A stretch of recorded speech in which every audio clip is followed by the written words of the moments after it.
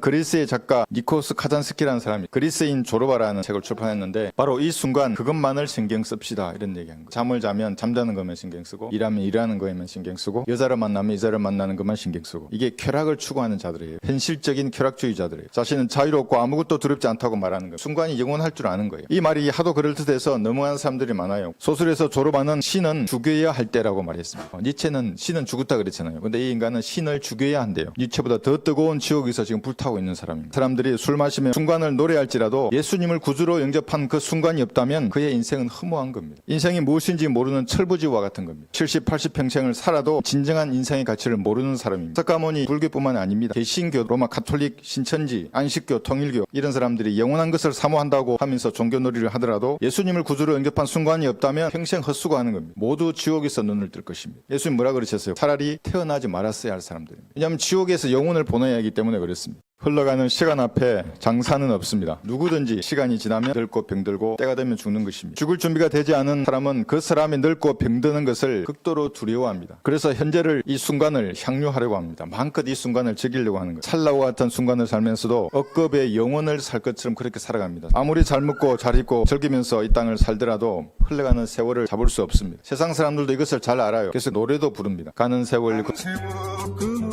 잡을 수가 있나요? 답이 없습니다. 그건 노래할 뿐입니다. 이것은 술까지 곁들여서 찰나의 순간을 아쉬워하는 것. 불교의 석가모니도 찰나라고 하는 순간의 달콤함에 취해서 절벽을 보지 못하고 달려가는 인생의 숙명을 가여워했답니다. 나는 늙고 병들고 죽어야 하는 삶의 허무에 대해 도전장을 던진다 하면서 머리 깎고 중이 된 겁니다. 답이 없어요. 그런데 연불과 목탁 참선은 이 죄의 문제를 해결할 수 없는 겁니다. 그냥 찰나의 순간을 노래할 뿐입니다. 목탁 두드리면서 노래하는 거예요. 똑같은 거예요. 막걸리 먹고 취해서 노래하나 목탁 두드리면서 노래하는 것은 똑같은 거예요. 답이 없는 겁니다.